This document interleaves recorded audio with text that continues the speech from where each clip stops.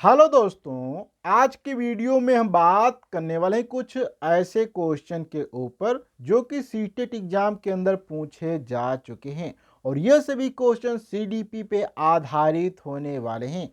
तो बिना देर किए करते हैं आज का वीडियो स्टार्ट। यहाँ पे आप देख सकते हैं सबसे पहला आपको एक क्वेश्चन दिखाई दे रहा होगा जिसके अंदर कहा गया है कि मूल प्रवृत्तियों का 14 प्रकार से किसने वर्गीकृत किया है। अर्थात जो मूल प्रवृत्तियां होती हैं अर्थात तो बेसिक जो इंस्टिंक्ट होते हैं इनको जो है 14 जो होते हैं कैटेगरी के अंदर किसने जो होता है क्लासिफाइड किया है। तो यहाँ पे ऑप्शन ए में कहा गया है डेविल ने किया था, या मैकडूगल ने किया था, या थॉर्नडाइक ने किया था, या वुडवर्थ ने किया था।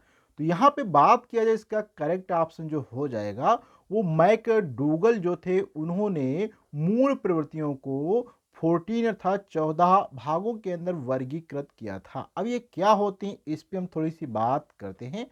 तो यहाँ पे आप देखेंगे जो मूल प्रवृत्तियां अर्थात बेसिक इंस्टिंक्ट की जो होते हैं कि 14 प्रकारों का वर्गीकरण प्रसिद्ध मनोवैज्ञानिक जो कि विलियम मैकडूगल थे इन्होंने किया था। मैकडूगल ने अपने प्रेरणा संबंधी सिद्धांतों में मानवीय व्यवहार का आधार प्रवृत्तियां माना और उनमें 14 प्रमुख प्रवृत्तियां बताई, जैसे कि भोजन है, संतान रक्षा है, कुतूहल है, डर है, क्रोध है, संग्रता है आदि। इस प्रकार की 14 प्रवृत्तियों को इन्होंने बताया। अन्य मनोवैज्ञानिक जैसे कि डेवल हैं, थॉर्नडाइक हैं या वुडवर्थ है ने प्रवृत्तियों का ऐसा वर्गीकरण नहीं किया है। ये अन्य शैक्षिक या मनोवैज्ञानिक क्षेत्रों में प्रमुख कार्य किए हैं। अब यहाँ पे हम बात करते हैं क्वेश्चन नंबर 2 पे, जिसके अंदर कहा गया है कि किसी दूसरी वस्तु की अपेक्षा एक वस्तु पर चेतना का केंद्रीकरण अवधान है। यह कथन किसका है। अर्थात concentration of the consciousness on one object in comparison to another is attention. This statement is by किसके द्वारा दिया गया है। तो ऑप्शन ए में कहा गया है डब्ल्यूएल का, या रॉस का, या मन का, या मैकडूगल का। यहाँ पे करेक्ट ऑप्शन की बात किया जाए तो यहाँ पे बी वाला जो हो जाएगा रॉस, यहाँ पे जो है उनका ये जो है यहाँ पे कहा गया है कि किसी वस्तु दूसरी वस्तु की अपेक्षा एक वस्तु पर चेतना का जो केंद्रीकरण अवधान है वो रॉस के द्वारा बताया गया। अब क्या है थोड़ा सा बात किया जाए तो किसी दूसरी वस्तु की अपेक्षा एक वस्तु पर चेतना का केंद्रीकरण अवधान, यह अवधान अर्थात अटेंशन की सरल और स्पष्ट परिभाषा है जो मनोविज्ञान के प्रचलित विद्वान रॉस द्वारा दी गई है। रॉस के अनुसार कई वस्तुओं की उपस्थिति में जब मन या चेतना किसी एक वस्तु पर केंद्रित होता, अर्थात जब बहुत सारी वस्तुएं रखी होती है तो मन जो है किसी एक वस्तु के ऊपर जब केंद्रित होता है तो वही अवधान या ध्यान कहलाता है। अन्य विकल्पों में जैसे कि टिंचर या मन या मैकडूलन ने अवधान के लिए अन्य परिभाषाएं दी हैं, लेकिन यह यथोक्त परिभाषा रास के नाम से ही प्रसिद्ध है। अब यहाँ पे हम बात करते क्वेश्चन नंबर 3 पे, जिसके अंदर कहा गया है कि निम्न में से कौन सा सीखने के मुख्य नियमों में शामिल नहीं, अर्थात सीखने की जो होती है अर्थात which of the following is not included in main law of learning, क्या नहीं होगा। तो ऑप्शन ए में कहा गया तत्परता का नियम, बी में कहा गया अभ्यास का नियम, सी में कहा गया बहु अनुक्रिया का नियम, डी में कहा गया है प्रभाव का नियम।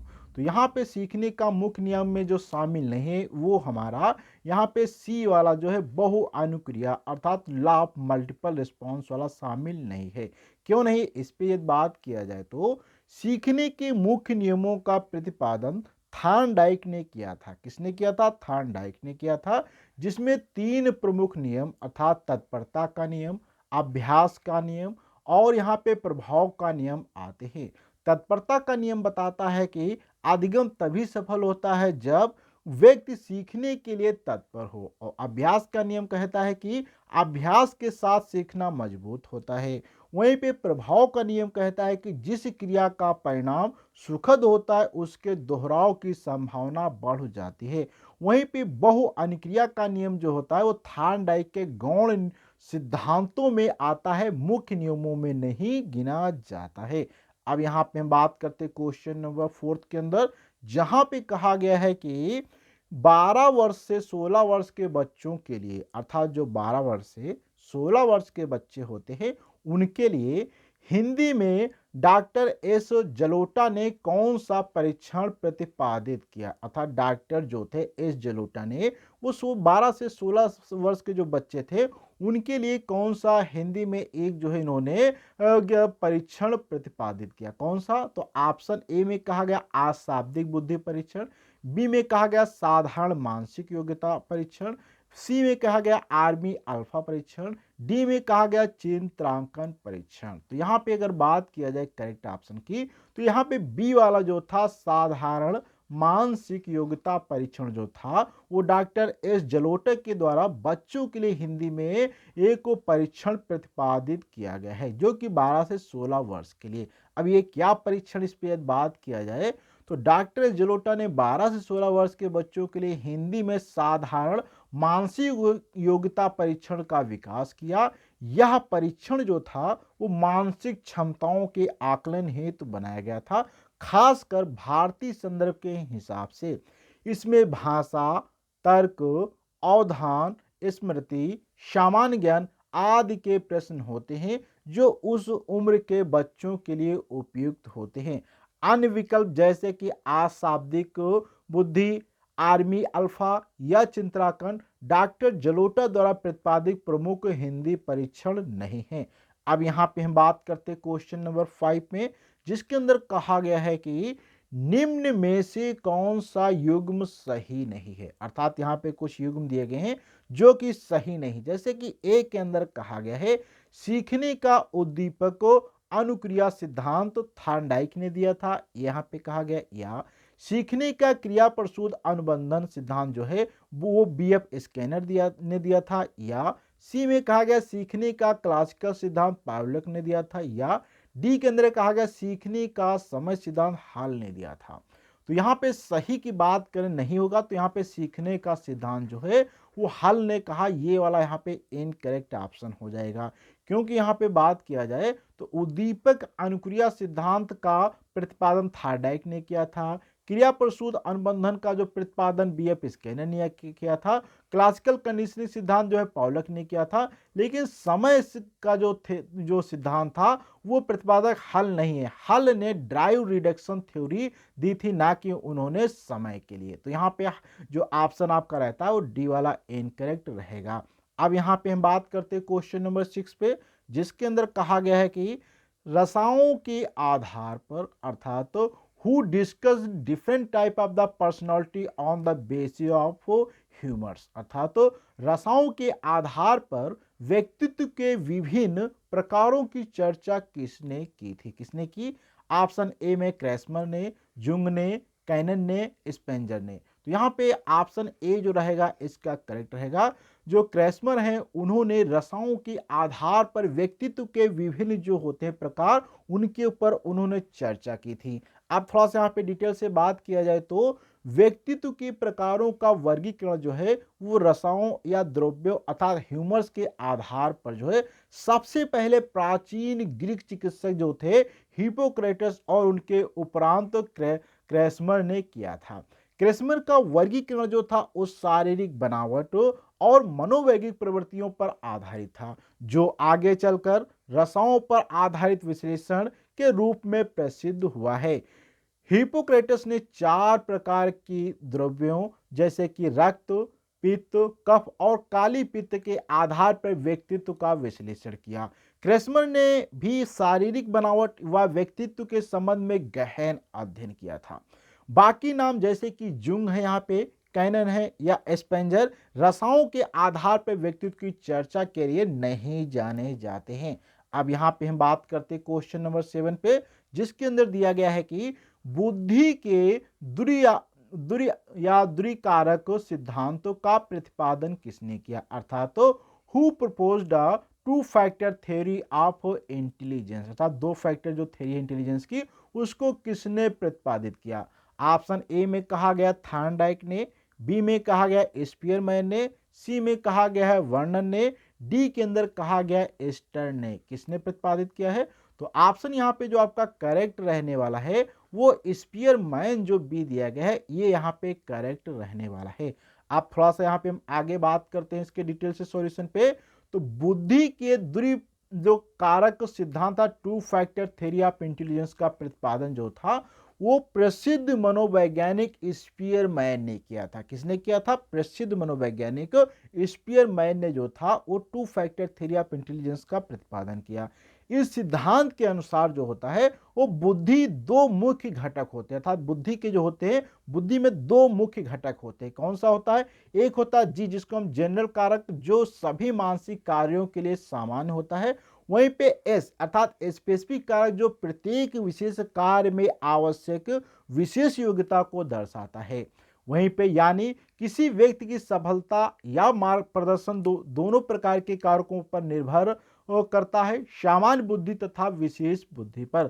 थार्नडाइक थार्नडाइक वर्नर स्टर्न ने भी बुद्धि पर अपने विचार प्रस्तुत किए हैं, लेकिन द्विकारक सिद्धांत का प्रतिपादन विशेष रूप से स्पीयरमैन ने ही किया है। अब यहाँ पे हम बात करते हैं क्वेश्चन नंबर 8 में, जिसमें कहा गया है कि इनमें से किनका नाम सृजन शास्त्र के पिता से जुड़ा हुआ है, अर्थात which of the following is known as the father of eugenics, अर्थात यहाँ पे फादर ऑफ यूजेनिक्स कौन से हैं?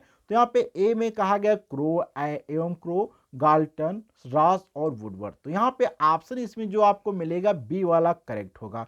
थोड़ा सा इस पे डिटेल से बात किया जाए तो सृजन शास्त्र अर्थात यूजेनिक्स का जनक या सृजन शास्त्र के पिता का श्रेय सर फ्रांसिस गाल्टन को दिया जाता है। गाल्टन ने मानव गुणों के वैज्ञानिक सुधार अर्थात जेनेटिक इंप्रूवमेंट के हेतु यूजेनिक शब्द गढ़ा और इस विषय में सबसे पहले संगठित अध्ययन किया। उन्होंने आनुवंशिकी, बुद्धि, परीक्षा और मानव योग्यताओं में अंतर के आधार पर समाज को सुधारने की अवधारणाएं प्रस्तुत की थी। अन्य नाम जैसे कि क्रो एंड क्रो, रास एंड वुडवर्थ सृजन शास्त्र के अन्य क्षेत्रों से जुड़े हैं, ना कि वो सृजन शास्त्र के पिता अर्थात की उपाधि उनको प्राप्त नहीं है। अब यहाँ पे हम बात करते हैं क्वेश्चन नंबर 9 में, जिसमें कहा गया सृजनात्मकता मौलिक परिणामों को अभिव्यक्त करने की मानसिक प्रक्रिया है, अर्थात creativity is the mental process of expressing original outcome, ये होता है। तो इसको यह कथन जो है किसका है था? The statement is given by, तो किसका है? कोल एंड ब्रूस का, डेवहेल का, या डीहन का, या क्रो एवं क्रो का। तो यहाँ पे ऑप्शन इसका डी वाला करेक्ट रहेगा, क्रो एंड क्रो का। थोड़ा सा डिटेल से बात किया जाए तो उपरोक्त कथन सृजनात्मकता मौलिक परिणामों को अभिव्यक्त करने की मानसिक प्रक्रिया है। शिक्षा मनोविज्ञान के प्रसिद्ध विद्वान को क्रो एंड क्रो द्वारा दिया गया था। क्रो एवं क्रो ने सृजनात्मकता को केवल मौलिक विचार उत्पन्न करने या नवाचार करने की क्षमता ही नहीं दी, बल्कि उस नवीनतम को मानसिकता प्रक्रिया के रूप में अभिव्यक्त करने की प्रवृत्ति भी माना जाता है। वहीं पे उनके अनुसार सृजनात्मकता व्यक्ति की अंतर्निहित और मौलिक शक्तियों की अभिव्यक्ति है, जो नए समाधान, विचार, रचनाओं या विधियों के रूप में सामने आती हैं। वहीं पे बात करें तो शिक्षा में क्रो एवं क्रो की परिभाषाएं प्रायः सर्वजनात्मकता की पहचान और मापन के लिए उद्भूत की जाती हैं। अब आज के हम लास्ट क्वेश्चन पे बात करते हैं, जहां पे कहा गया है कि विद्रोह की भावना की प्रवृत्ति निम्न में से किस अवस्था से संबंधित है, अर्थात बाल्यावस्था से, शैशवावस्था से, पूर्व किशोरावस्था से, या मध्य किशोरावस्था से। अब इस क्वेश्चन का जो भी करेक्ट ऑप्शन होगा आपको प्लीज कमेंट बॉक्स में कमेंट करना है और डिटेल से सॉल्यूशन भी लिखना है। और यदि आप चाहते हैं इस क्वेश्चन का डिटेल से सॉल्यूशन देखना, इसके लिए आपको वीडियो के डिस्क्रिप्शन बॉक्स और कमेंट बॉक्स में लिंक मिल जाएगी, वहां पे क्लिक करके आप इस पूरे वीडियो की पीपीटी को डाउनलोड करके आसानी से पढ़ सकते हैं। और यदि आप इस वीडियो को यूट्यूब पर देखते हैं तो अभी तक ये चैनल को सब्सक्राइब नहीं किया तो प्लीज सब्सक्राइब करें। अगर फेसबुक पर देखते हैं तो प्लीज आप हमें फॉलो करें, क्योंकि यहाँ पे आपको रेगुलर वीडियो ऐसे ही मिलते रहेंगे।